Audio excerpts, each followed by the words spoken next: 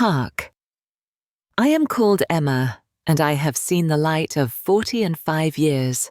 Thou mayest ponder how a maiden of mine age doth find herself dwelling with her uncle, especially after I unveil the tale that lies ahead. Verily, I must confess, I too did not foresee this unfolding event. In the realm of graphic design, I find myself enraptured, devoting my hours to the art of drawing the creation of splendid designs and the pursuit of freelance endeavors. Since the fateful day when my progenitors chose to part ways, the journey of life hath been fraught with trials, most arduous. In my wanderings far and wide, I sought with fervent heart a semblance of steadfastness. In the end I discovered myself dwelling in the abode of mine uncle Ezekiel. Verily, 'twas not a fragment of mine own design, that much is clear. Partake in my channel, that thou mayest revel in yet more wondrous tales of truth, akin to this most remarkable narrative. Pray do not miss the entirety of this tale, and bestow upon it a token of thy approval. For verily this narrative doth enchant the soul most profoundly. Pray bestow a gesture of approval to convey thy support. Thus commenced my odyssey, when my mother, in pursuit of her toil, did depart from our abode, leaving me in quest of a refuge, whilst I endeavoured to complete my scholarly pursuits.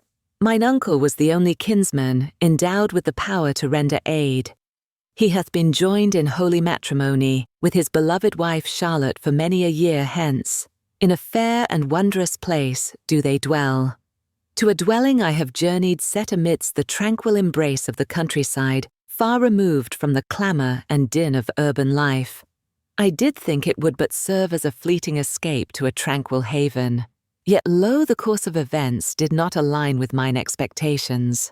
Upon the passage of many moons, I found myself well accustomed to the dwelling, the daily cadence, and the serene embrace of my surroundings, or so I did fancy in my mind. Upon a fateful day an event did transpire, a tale of an event I am compelled to impart unto thee. Lo, the tale did commence. The instant I crossed the threshold of Ezekiel's chamber, discovering him ensconced in a profound slumber. Before we embark upon this tale, I beseech thee to subscribe to the channel that thou mayest not miss a single thread of the narrative's unfolding. Pray permit me to impart some reflections upon Ezekiel. He was a figure most unlike the common uncles that grace my existence. In his tender years, he did appear more as a beacon of wisdom than as a kin of blood. He did impart unto me the art of cycling, bestowed upon me the skill to mend the household's needs, and even presented me with my inaugural chariot upon the occasion of my 18th year, when my mother sought a guardian to guide me forth. Ezekiel did shine forth as the most evident selection. He doth possess a heart most kind with understanding deep as the ocean's embrace, and a generosity that doth overflow like a bounteous spring. Yet it was not merely he alone with whom I did embark upon this journey, but also his fair consort by his side. Charlotte had long graced the scene with her presence. 2 years hence they did bind themselves in matrimony, and at the outset I harboured my reservations regarding her. She did appear to overshadow Ezekiel, and there was a certain quality to that which struck me as amiss. She did make me feel as though I were a stranger in their abode. In the beginning I took my rest in the guest chamber, nestled at the distant end of the abode, striving to be no burden upon others. As the sands of time did flow, the discomfort waned, and fair Charlotte began to impart her wisdom on the arts of cookery, the tidiness of hearth and home, and sundry domestic affairs. Though we were not the closest of companions, the air betwixt us was far more serene than in times of yore. I did hold fast to the hope that fortune's wheel did turn in favour of brighter days. Of late mine eyes have beheld a matter that doth escape my comprehension. The more time I spent in Ezekiel's company, the deeper my yearning did flourish. His smiles, those transient caresses, the gentle hand, and the manner in which he would regard me when he thought my eyes were averted, it didst feel most singular. Lo, I found myself unable to cast it away. A tangible strain did mount betwixt our souls, a force most undeniable that didst command the gaze of all who beheld it. Thou art troubled, dear Emma, and I perceive the weight upon thy thoughts. Pray tell, what dost thou mean by declaring him to be thine uncle verily? It doth appear most incredible. Yet this bond was most verily true. I did strive to persuade. Verily it was but a mere wisp of fancy, conjured in the theatre of mine own mind. Yet when we did find ourselves in solitude, the air did hum with a vibrant energy, as though some hidden power did beckon us closer still. Herein lies the crux of the matter. Events did take a most curious turn. Upon an eve when the repast had been consumed, I discovered myself deeply absorbed in a venture within the confines of mine chamber. Upon the corridor's expanse, footsteps did resound a haunting melody of presence and passage. Ezekiel, ensnared in the tender embrace of slumber, had wandered through the realms of dreams for countless hours, whilst fair Charlotte revelled in the joyous company of her merry companions. We did find ourselves in the embrace of solitude. At first it appeared of little import, yet soon I discerned the gentle creak of his chamber door as it did unfasten. Forsooth, I found myself in a moment's pause, torn betwixt the choice to leave him be, or to inquire of his well-being. Yet there existed a silent charm that did ensnare my very soul. With utmost care I didst unfasten the portal, striving with all my might to keep him undisturbed. He did recline upon his back, one arm raised in support behind his noble head, lost in contemplation's gentle gaze. He did seem most wholly at peace. Whilst he lay in slumber's gentle embrace, the tender light that didst filter through the window wove a tapestry of shadows upon his visage, rendering him nigh unto the ethereal. I tarried for but a fleeting moment, mine heart a tempest of fervour. Mine cheeks did flush, and my heart did race with fervent haste. Never before had I encountered such a wondrous spectacle. Perchance I did but yearn to behold his visage. Perchance it was a matter of greater profundity. Mine heart was beset with uncertainty, lo my stream of contemplation was most abruptly interrupted. By chance I did unseat a vase that lay near his slumbering form, and the clamour roused Ezekiel from his repose. His eyes did flutter wide, and for a briefest span our glances did entwine. Upon their visages lay the marks of utter perplexity. His eyes did flutter thrice, striving to fix their gaze upon me. Then he let forth a weary laugh, and inquired, "What dost thou here?" His voice did bear the weight of slumber's gentle grasp. Mine heart did race, as I wrestled with the quest for words most fair. Though I wished not to seem a meddler, I found it a challenge to express the musings of my mind. Mine lips did thirst for moisture's sweet embrace. Ay, it was not my wish to cause thee any disturbance. A tremor of disquiet did swash o'er my spirit. Ezekiel with slow and weary grace did raise himself, his hands embarking upon the tender task of soothing his weary orbs. He did present unto me a smile, that gentle and familiar smile which he ever did adorn. Yet on this day a rare glimmer danced within his gaze, a sight that set my heart aflutter with sweet disquietude. He cast upon me a fleeting glance ere he did utter his words anew. "All is well," he whispered softly. "Thou art aware, dear Emma, that I am not a steadfast pillar upon which thou canst always lean. Yet in times of need I stand ready to offer mine aid." I did acquiesce with a nod, though my thoughts did spin in a tempestuous dance. In sooth, I found myself beset by a most peculiar feeling, leaving me in a state of doubt as to how to navigate its depths. The air within the chamber grew heavy, and mine own breaths did quicken with haste.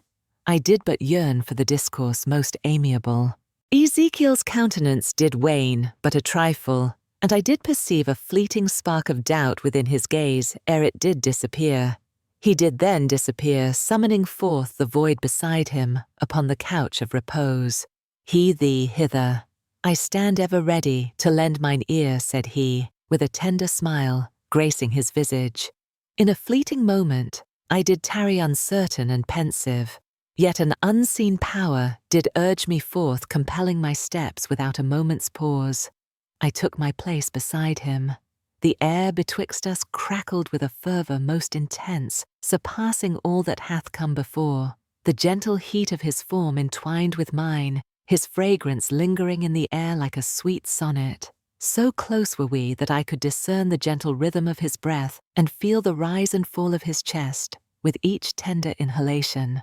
Mine heart did quicken once again, each throb seeming to unfurl in a languorous dance of time. Mine eyes did ascend towards him. Our visages did draw so nigh that I could feel his warmth enveloping me. His orbs did possess a tender softness laced with a hint of doubt, yet within them flickered an undeniable spark that caused a shiver o'er my skin. Fair Emma, dost thou find thyself in good spirits? Ezekiel didst inquire with gentle grace. Ere I could utter a word, I drew nigh with haste. Mine heart did race, and I found it hard to draw in breath. Words elude me, yet an energy most palpable did pervade the air, as though the very atmosphere danced with a lively hum. Ezekiel lingered near his gaze, fixed upon mine, with a depth most profound. In stillness we were shrouded, yet his breath did quicken, reflecting mine in kind. The air within the chamber didst grow markedly more temperate. The stillness that did surround us grew ever more oppressive, as each unvoiced thought did linger in the atmosphere. Mine thoughts did whirl about in tempestuous fashion. This hour doth mark the zenith of all that hath transpired ere now. I could no longer hold my passions at bay. I did incline my lips quivering, as though ensnared in a reverie. They did establish a communion with his. At first a disquietude did beset my heart, for confidence eluded me.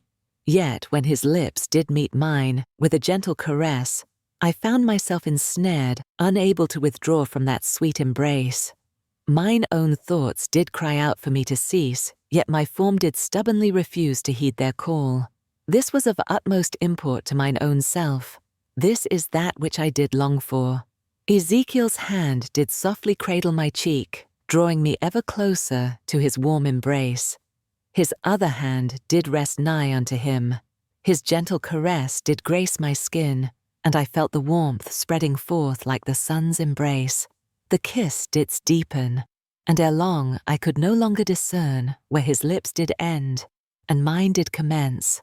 All else did fade into the shadowed veil of obscurity. It was but the two of us entwined in this most undeniable bond. My thoughts did whirl in a tempest of confusion and guilt, yet there remained an odd sensation that this was perchance how fate intended it to be. What pursuits did we engage in? What does make it feel so profoundly vital? It was a feeling most profound, lacking in words to convey its essence. He did recline with a tender grace, his brow softly meeting mine in a delicate embrace. We were both breathless, our chests heaving with the weight of our exertions. With every tremulous and languid breath, I sensed his pulse upon my skin, harmonizing with the cadence of mine own heart. O Emma! His voice bore a heavy burden, steeped in a silent fervor that did compel the heart. Nay, we ought not, said he. Yet I found mine own heart beset with doubt upon that very assurance. Verily, I did agree. A mighty impulse stirred within my breast, urging me forth to persevere. Softly, I did extend my hand, entwining my fingers with his, in a tender embrace. He did abide near. Instead, his fingers did entwine with mine, grasping with equal fervor. As I did cling to him, our eyes did weave a tapestry of connection. For what seemed an age, we lingered in that silence, devoid of utterance. The weight of it all didst hover in the air that lay betwixt us, all that doth remain betwixt us. Shall we, is it within our power, to by nature's call? With gentle hand, I seized the nape of his neck and pulled him closer to my breast. Once more, I pressed my lips to his in tender embrace. This instant, free from uncertainty and fear, is filled solely with an all-consuming yearning to draw near to him, to bask in the warmth of his being. Ezekiel's hand didst glide upon my back, drawing me an ever tighter still. The union of our forms didst conjure an all-consuming fervor. Yet I found myself in a state of uncertainty, regarding the course upon which this venture doth tread. Verily, it bore no weight upon my heart. In that fleeting moment, I yearned to linger with naught but our two souls in attendance. Mine heart did race within my breast. His lips did softly brush against my neck, bestowing tender kisses upon my skin. His breath did softly kiss mine ear, igniting a tremor swift as lightning down my spine. It was an experience most singular, unlike any I had ever beheld, most potent, most formidable indeed, and somewhat askew, yet thrilling in a fashion I found most difficult to express. "Art thou truly certain of this matter?" He whispered soft against my flesh, his tone laden with desire, most profound. "Mine heart doth not desire to bring thee pain." With mine eyes closed, I wrestled to unearth mine own voice. Each sinew of my soul did plead for respite to withdraw from this path, yet I found myself powerless to comply. The yearning didst overwhelm the soul, the weight of its necessity did pierce my very soul.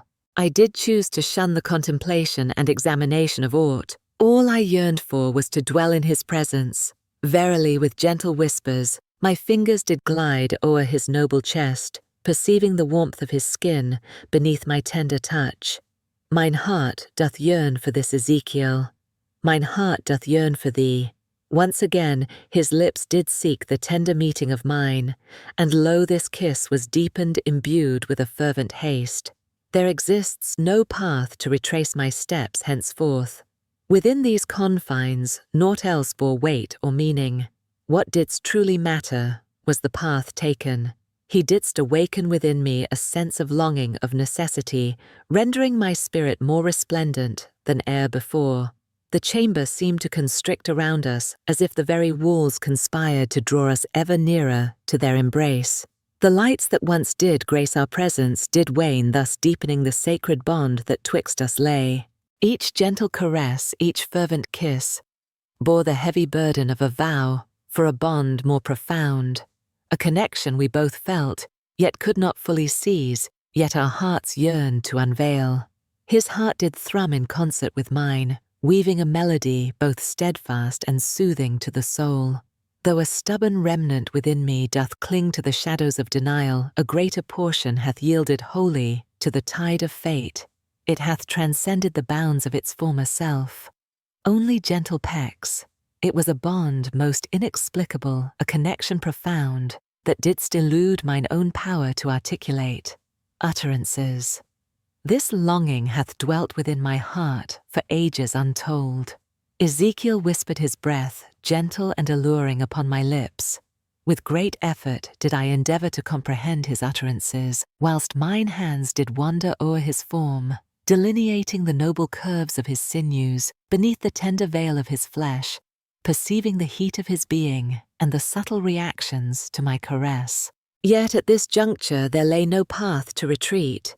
There existed a most potent bond twixt us, drawing our souls ever closer in sweet embrace.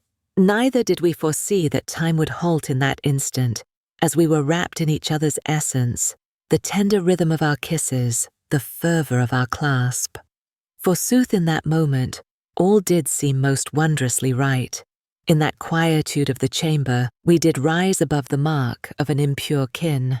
We were but two spirits entwined in a bond that did surpass all that I had known before. The air betwixt Ezekiel and I was thick with a tension most palpable. Neither of us did move, nor gave voice to a sound. Lo, the tranquil hush was pierced by the mournful groan of the front door, which did creak ajar below. We both did remain as statues, unmoving in the quietude of the moment.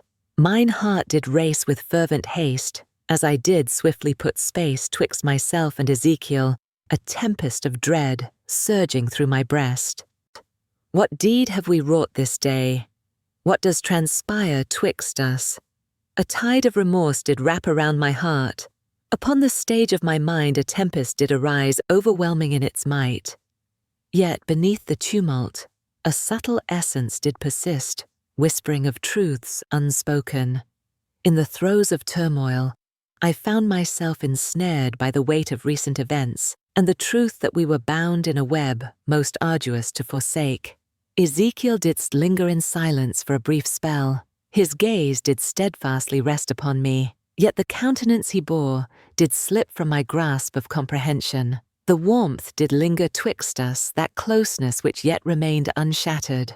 O Emma fair and bright, thou dost shine like the morning star. He didst murmur, his voice strained, ere he ventured to utter aught further. Then did footsteps echo from yonder height strides. Ezekiel didst perceive a voice echoing through the air. It did strike me with great swiftness, and my heart did sink low within my breast. Verily, it was Charlotte. From my slumber I did leap my breath a tempest of swift and shallow sighs. In sooth, I found myself utterly bereft of counsel, adrift in a sea of uncertainty. Mine thoughts did whirl in tempest's grip, yet no escape did I uncover. Shall I indeed approach her, after all that hath unfolded betwixt us? The portal to Ezekiel's chamber did gently creak ajar. There she stood, fair Charlotte framed in the threshold's embrace. Wonderment did grace her visage, as if the very heavens had conspired to unveil a marvel before her eyes. Her eyes did dance betwixt Ezekiel and myself, a manifest token of her bewilderment. Emma, with a brow furrowed in discontent, didst cast her discerning gaze upon the realm that lay before her. Good Sir Ezekiel, what dost thou perceive in this moment? Her voice did quaver, yet there remained a whispering intuition, an instinct that did murmur unto her that all was not as it should be. My visage turned ashen, as though all hue had fled from its countenance. Charlotte's presence didst resemble a brisk draught of icy waters, awakening the senses with fervent delight. In that fleeting moment, all appeared most profoundly askew. It was a task most arduous to express a riddle, most perplexing to grasp the occurrences that had but recently transpired betwixt Ezekiel and myself. My throat did tighten as I wrestled with the words that danced upon my tongue, yearning for release. In a moment of doubt, I found myself at a loss, pondering how best to reply. Ezekiel did sit upon the very brink of the bed's embrace, seemed as though both were cast upon the same tempestuous sea, lost and without direction. He didst rub the nape of his neck, a manifest token of his discomfiture and doubt in seeking the fitting words to elucidate the matter. Charlotte's eye did wander from him to me, and an unvoiced bond did hang in the ether twixt us. In that fleeting moment, it seemed as if all was wrought anew. Charlotte did perceive a shift in the air, a whisper of events that were not destined to unfold. Yet instead of revealing wrath or discontent, her gaze mirrored a deep and troubling melancholy. Upon her entrance to the chamber, she did softly close the portal that lay behind her. She did stand behind her, and lo, her presence was so potent that the whole chamber did fall into silence, akin to the hush that doth precede a tempest's wrath. Emma, thou must seize a truth of great import. Charlotte did softly declare, her voice imbued with a tenderness most unexpected. There lies a depth to this matter, a truth beyond the grasp of both thyself and thine companion. Mine eyes beheld her, and in my mind a storm of confusion did rage.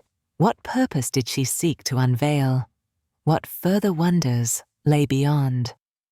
The hush didst remain a heavy shroud long after fair Charlotte took her leave. Her utterances did abide amidst the tumultuous fray. Her tranquil understanding and readiness to lend aid did kindle a flicker of hope I had not foreseen. Fair Charlotte in her grace bore no ire. She didst keep us all within her fold. Instead, she bestowed upon us a chance of fleeting glimpse that trembled and faltered, yet verily it was present. With a fleeting glance, I beheld Ezekiel. His visage bore a tapestry woven of regret, doubt, and a fleeting sentiment that danced just beyond my grasp. He did avert mine eyes, his hands entwined in a fidgeting dance of unease. Upon mine own heart, I felt the weight he bore from the fateful happenings that had transpired, how our destinies did intertwine in unforeseen manner. As I did muse and reflect, the more I probed into the matter, the more it dawned upon me that none of this was woven into the fabric of any mortal's design. Events did transpire beyond our grasp as fate would have it. In my mind, there existed but one certainty. We could not with ease dismiss it, or feign that naught had transpired. Verily Charlotte was most assuredly in the right regarding that matter. All these perplexing feelings, all affairs, did demand a bold encounter, and a swift resolution. I didst murmur mine voice, quaking ever so slightly. What course of action shall we undertake?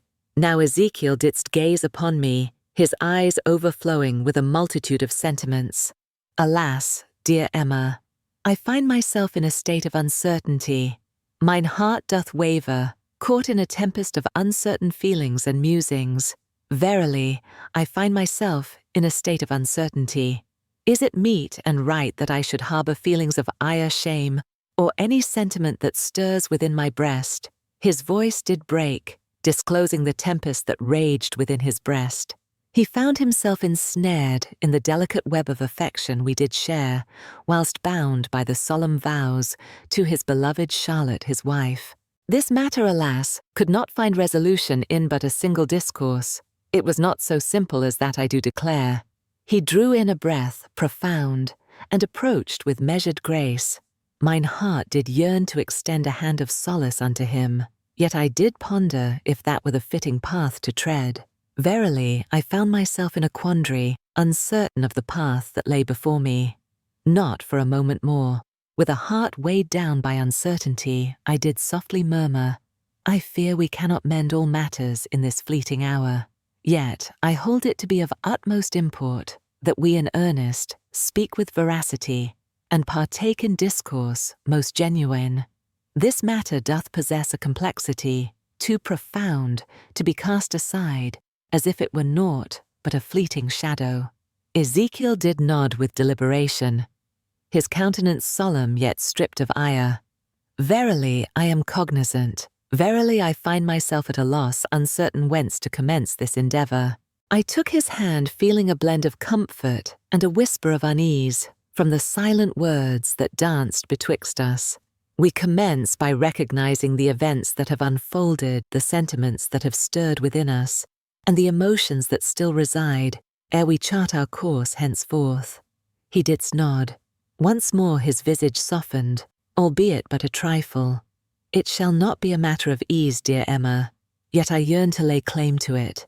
In quest of understanding, I yearn to unravel the intricate dance that doth transpire betwixt our souls.